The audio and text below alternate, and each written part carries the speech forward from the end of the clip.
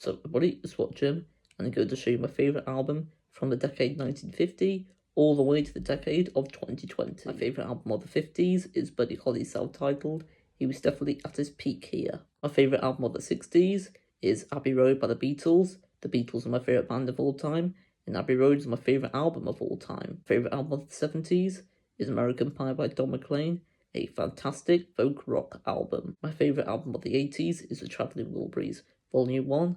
The Travelling Wilburys are my favourite supergroup. My favourite album of the 90s is Wildflowers by Tom Petty, one of my favourite double albums. My favourite album of the 2000s is also a Tom Petty album, and that is Highway Companion, an underrated classic in my opinion. Favourite album of the 2010s is Night Visions by Imagine Dragons, a very important album from my childhood. My favourite album for the decade of 2020 is Now and Evermore by Colin Hay.